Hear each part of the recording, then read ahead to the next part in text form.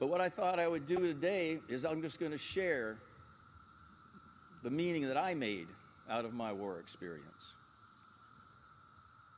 I'm going to start about war in general, and then I'm going to get a little more personal. I'm not a pacifist. I know a lot of people came back from that war saying never again, no.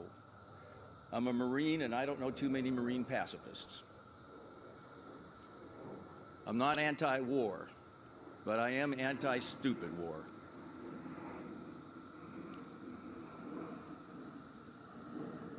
I saw a bumper sticker once, and the bumper sticker said, "Did you ever wonder if the meaning of your whole life was simply to serve as a warning to others?" I've kind of thought about the Vietnam War in that way. We've gotten involved in a lot of dumb stuff during Vietnam and after Vietnam. We've got kids acting like police in places you have to go to Google Maps to figure out where it is, and we've got police acting like paratroopers and Marines. We got to start thinking about this. What's the meaning in a stupid war? There is none, but we can make meaning out of it by not doing it anymore. Do you remember in the 80s there was something called Vietnam Syndrome? That was something that was bad. I'm afraid I'd like to see it come back. Colin Powell, who served in Vietnam, had 8 questions that had to be answered before we went to war. Do the American people back it? Is there an exit strategy? Is there a military objective? Can we obtain it? These are important questions, and I think we have to remember them the next time we choose to put our children at risk or to kill other people. Now, I'm not, as I said, against war. But I'm rabid about going to war to absolutely defend what I consider to be American values. That's worth risking your life over.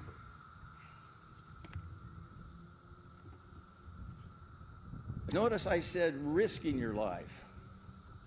Everybody here on this wall chose to risk their lives. Their lives were sacrificed because of bravery and bad luck. You veterans know. You're in the wrong hole when the shell comes in, that's it. But everybody on this wall risked their lives, and that was the important act. And many, many people in the armed forces risked their lives by putting their signature on the line, and if the orders gods have them doing support work, by God, that's what they are doing, and we need it. And they have to be remembered.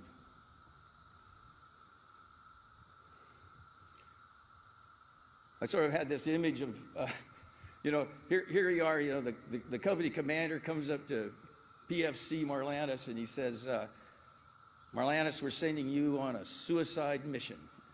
What? Yep, I'm sorry to say that you won't be coming back, but you're going to be dying for American values. Wait a second. I'm not sure about this. Risking your life, though, is very different. And that's the key thing. What is worth risking your life for? What is worth, let's face it, killing other people for? They're in our founding documents. It is not that hard. Rule of law, the right of habeas corpus, trial by jury. Nobody is above the law. There are many, many governments that don't want to do this, and they should be fought, especially if they try to do it to us.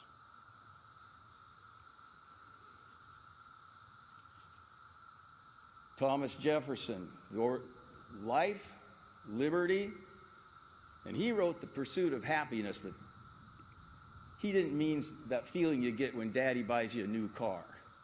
All right? That's happiness. I wouldn't risk my life over that.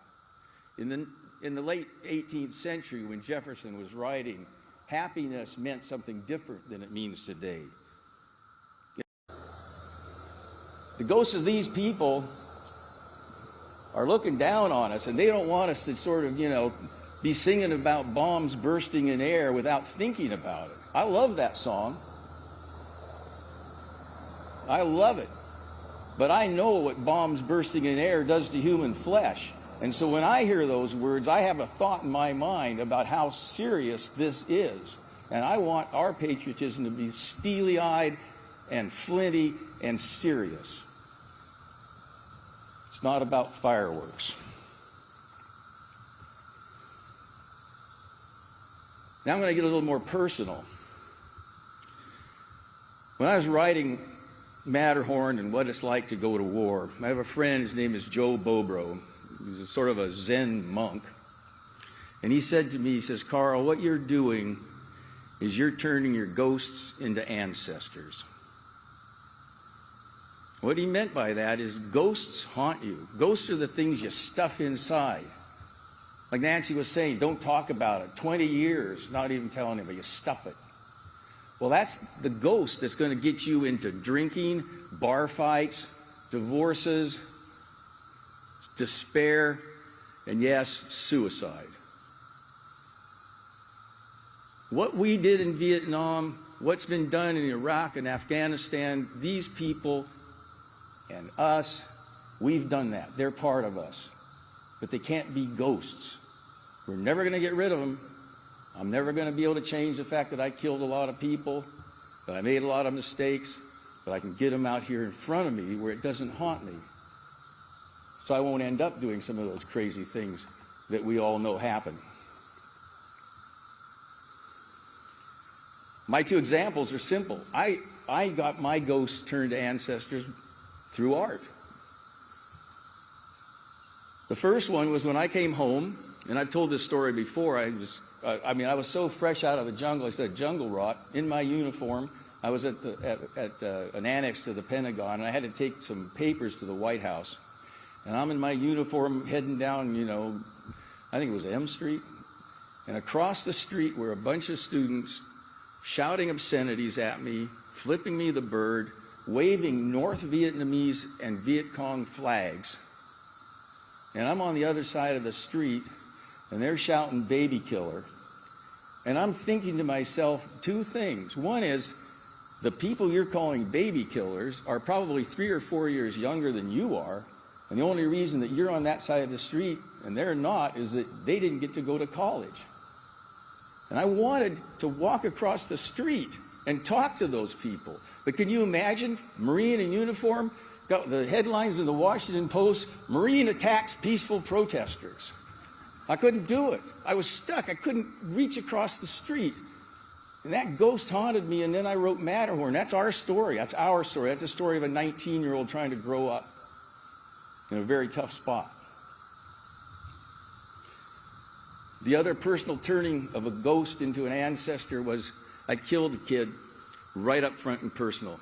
That's not usual. All of you veterans know that's usually at a distance. And usually you kill a gook or a kraut or a towelhead or a haji, because the reason you're doing that is because you can't kill another human being. It's just not in your bones. You get the job done.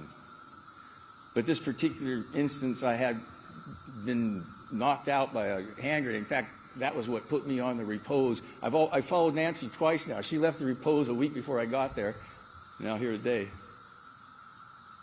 I was crawling around to the side of this kid. He was throwing hand grenades at us. And I was probably closer to him than the front row here. And I was laying on the ground with my M16 right on him, and he turned and looked at me with a hand grenade in his hand, one of those Chi-Coms, those potato mashers. And we locked eyes. Now that is not normal. And I remember I was whispering, I can't speak Vietnamese. I was saying, don't throw it, I won't pull the trigger. Just don't throw it, I won't pull the trigger. And he snarled at me and threw the grenade. And that's how I ended up seeing Nancy, or Nancy's comrades. And I pulled the trigger and I killed him. About 20 years later, in the early 1990s, I'm driving down Interstate 5. It's 2 o'clock in the morning. I've got country music on the radio. All the kids are back home. It's quiet. I have 5 kids. And those eyes appeared in the windshield of the car. Now, I wasn't sophisticated enough then to know about something called a flashback, but I was sophisticated enough to know there was a ghost, not one that was out there outside someplace, but I knew it was a ghost that was inside someplace. I had to deal with it, and that's where what it is like to go to war got motivated. I got that stuff out. It wasn't easy, but I got it out in front of me. And what's important about that is not the particular act that you make to get your ghost turned into an ancestor. It's that you get it out and you get it in front of you, and there are lots of ways of doing it. You can start by talking to your spouse. Just talking about it gets it out in front of you. You can do things like join Team Rubicon and use your skills. You can fight forest fires. I know some of us are getting too old for that, so we can serve coffee. I mean, we know organizational things out in the field that are of a help, and you can take those things and turn them into something. That's how you start to make meaning. You just don't wait to find it. Save a warrior. Veterans groups. The important thing about all that is it's easy to talk to other veterans. It's not so easy to talk to non-veterans because, hey, they may not quite understand. I mean, I'll say it openly. I got a thrill out of killing people. Oh, I don't want to hear that. But that was part of me, definitely. And if I hide that, how can I ever join the community if I always am hiding who I am? So the important thing is you've got to get it out and be in front of non-veterans, because you can't get back into community unless you do. And getting back in community is what's so important for healing and for health. We're not solitary animals.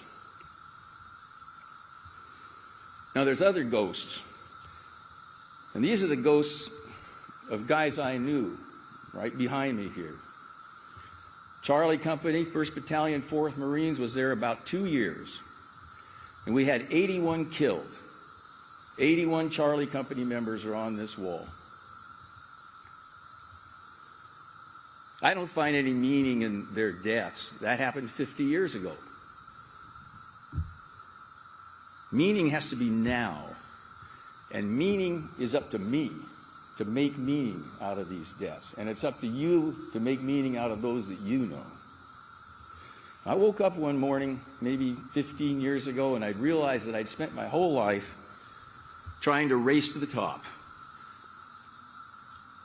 And it occurred to me that that was the wrong metaphor for life.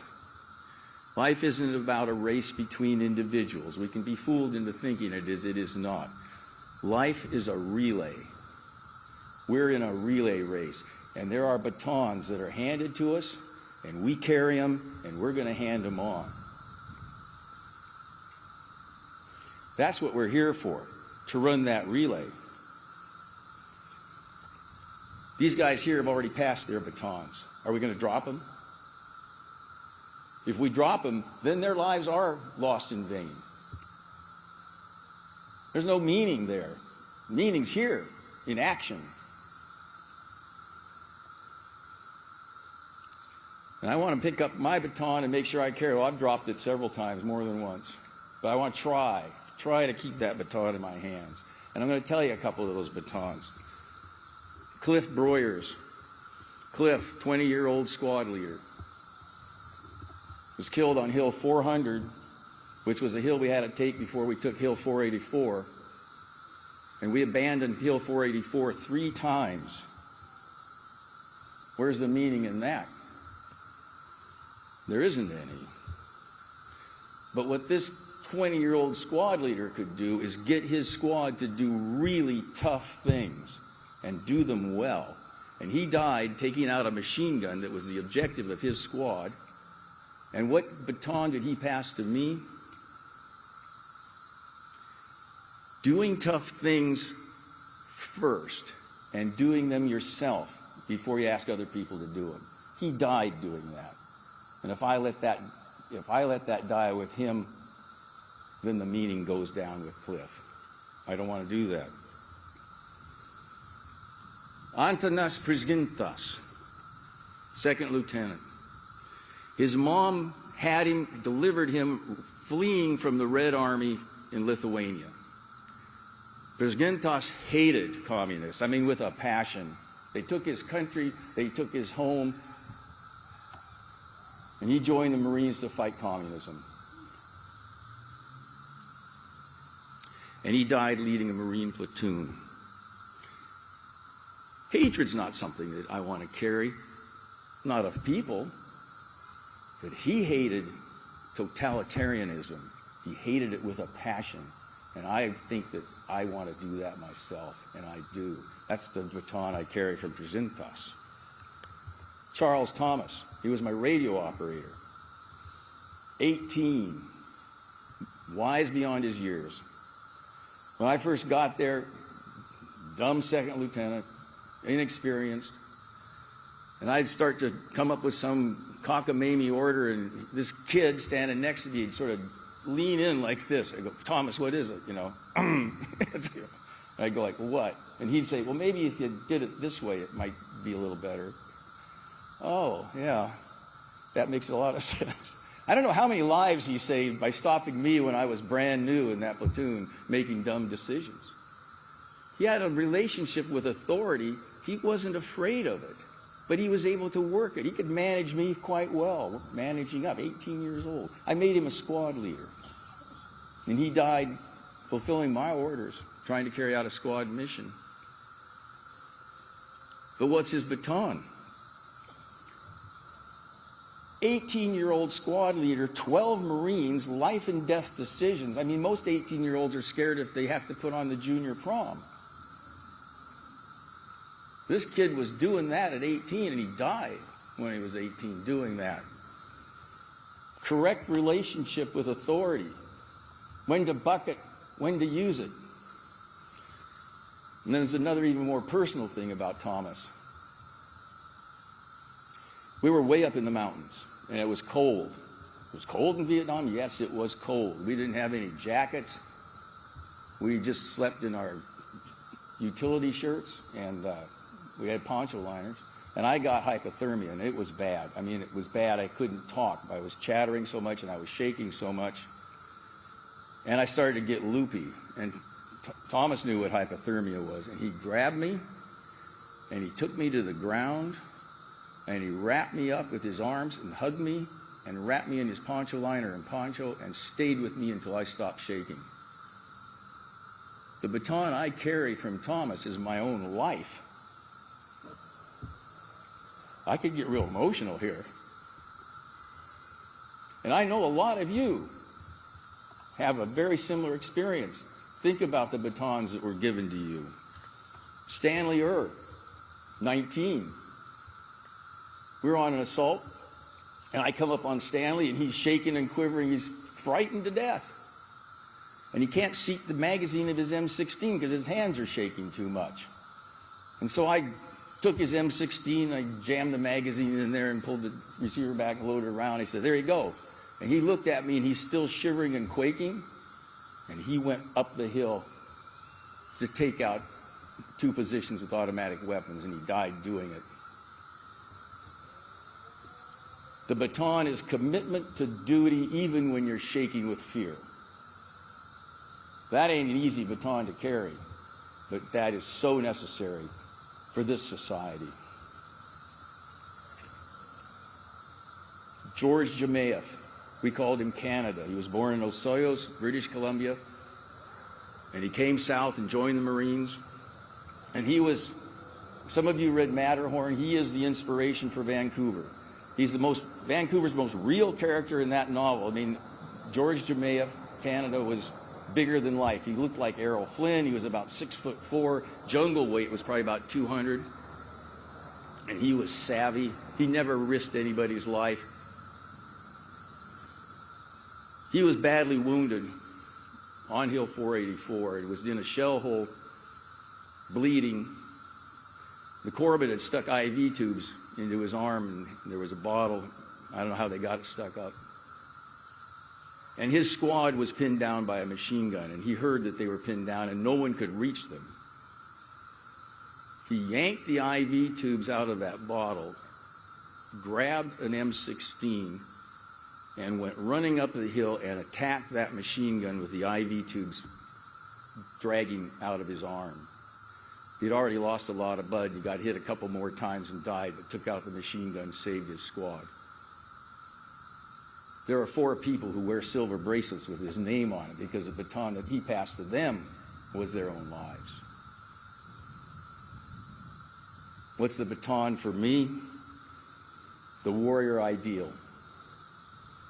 Savvy, skilled, courageous, full of love for his comrades.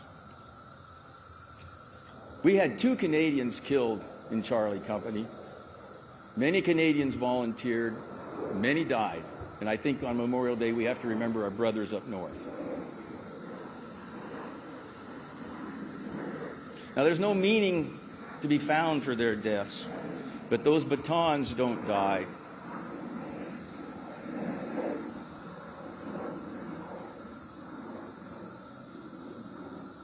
And if I can carry those batons with some humility and not drop them and pass them on to somebody who's a good runner before I go, then these names, these deaths have enormous meaning.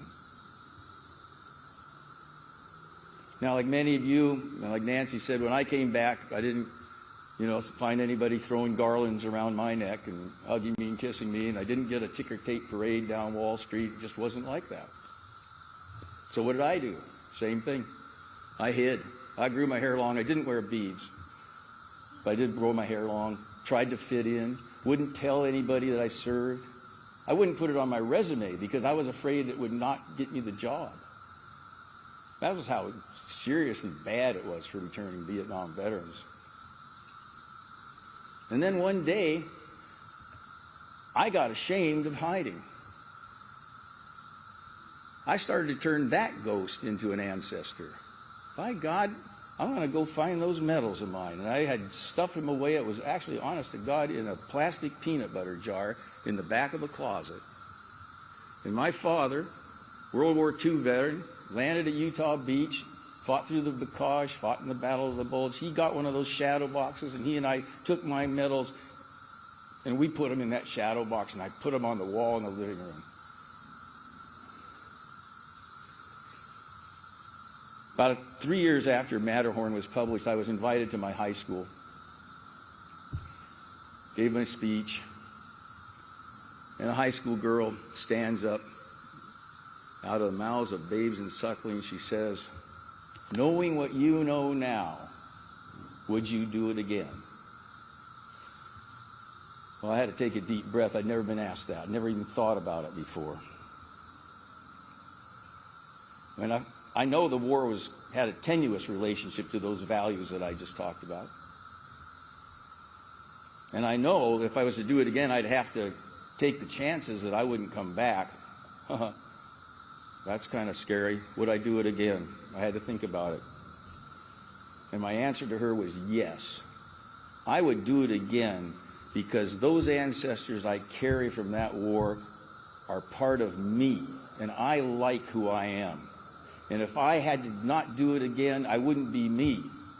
And all of us are us because of this experience and because of these deaths. I'm proud to carry these batons. And I'm proud to be a Vietnam veteran.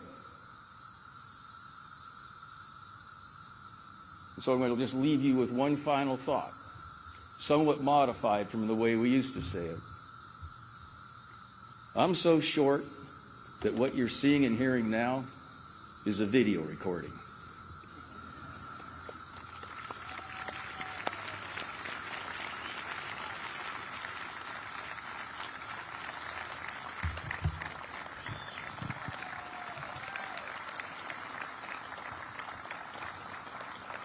Thank you, Carl.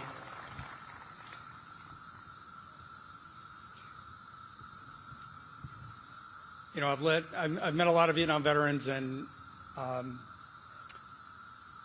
hearing Carl speak about the ancestors he still carries and the batons that have been passed to him,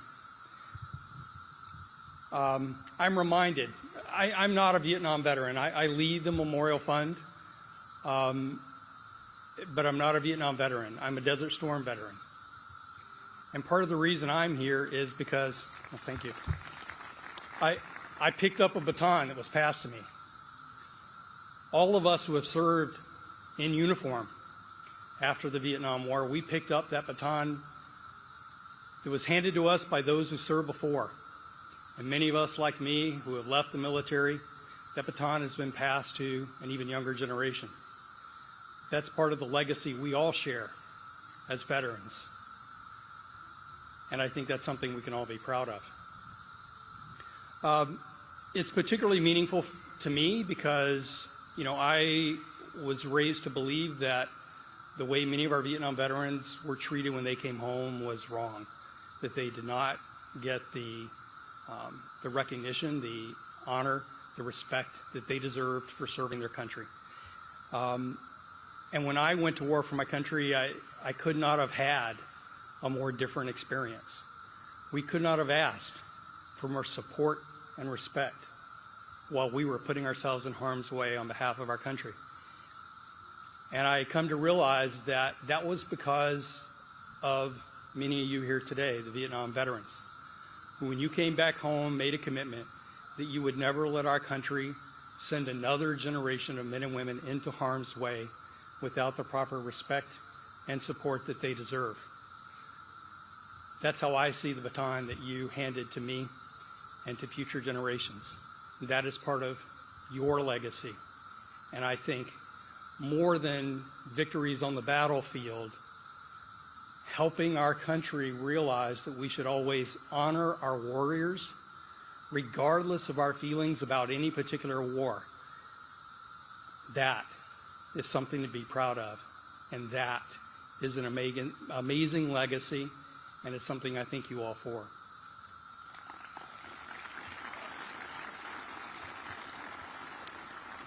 And you notice Carl pointed to the wall behind me a number of times. I also am serving in this role today because there is another baton that is passed to me as part of that younger generation. And that is to honor and to remember, to never forget.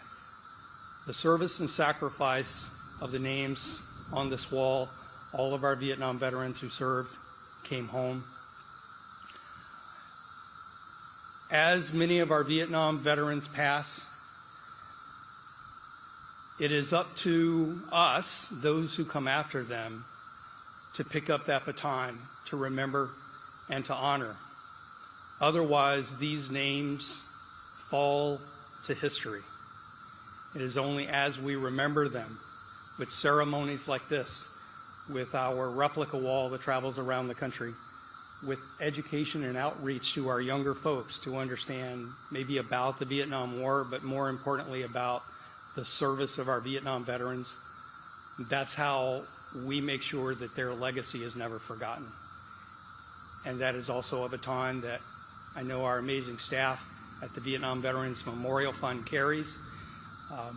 It's also a baton of the men and women, the children, the grandchildren, the nieces, nephews of our Vietnam veterans still carry. Many more of them are picking up that baton, and they're coming to our reading of the name ceremony we have every 5 years to remember their loved ones. They come to the wall for events like this. The next generation is picking up that baton so that the legacy of the names on this wall and all who served in Vietnam are not forgotten. If I could ask all of those who are laying wreaths today to please come forward.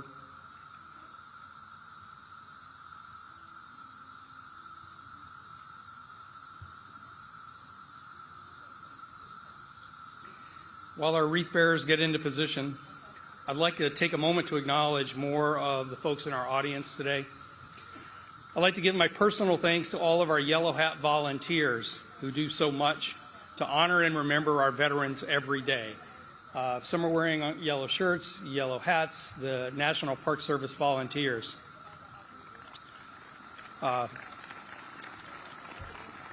And also to the staff of the Vietnam Veterans Memorial Fund for all their work all year long.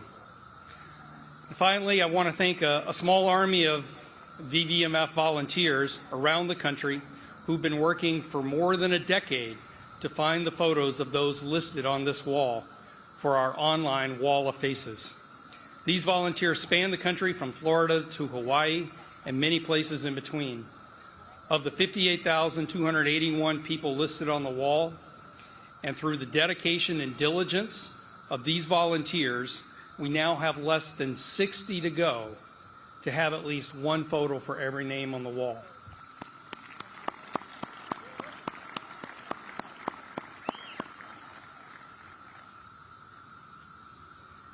Now, allow me to direct your attention to the representatives of several of our nation's leading veteran service organizations as they join us in laying wreaths in honor of the fallen. Ladies and gentlemen, please welcome bagpiper Chris Jackson, who will be playing Amazing Grace.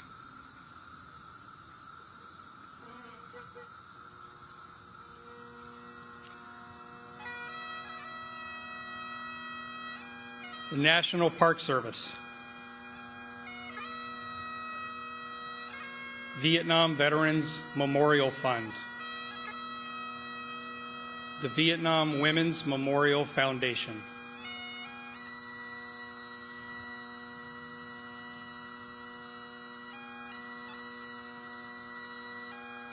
Gold Star Wives of America.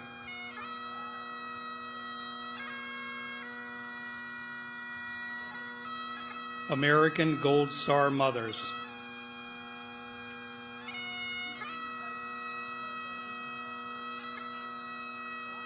Vietnam Veterans Memorial Volunteers.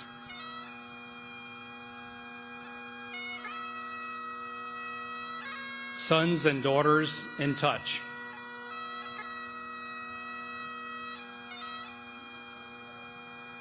Paralyzed Veterans of America.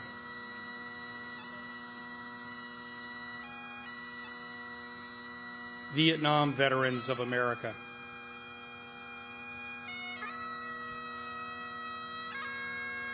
Military Order of the Purple Heart.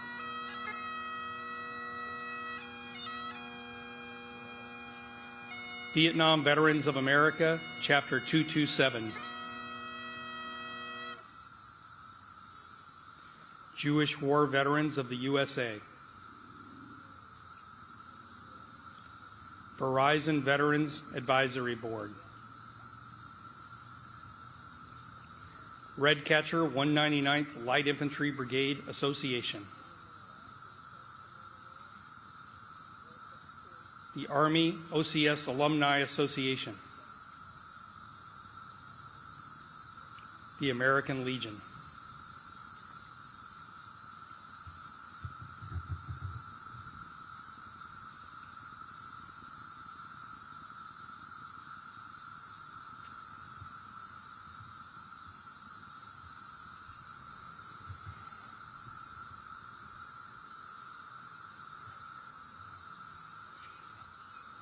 In closing, let me encourage each of you to reach out and thank our veterans and their families, not just on Memorial Day, but every day of the year.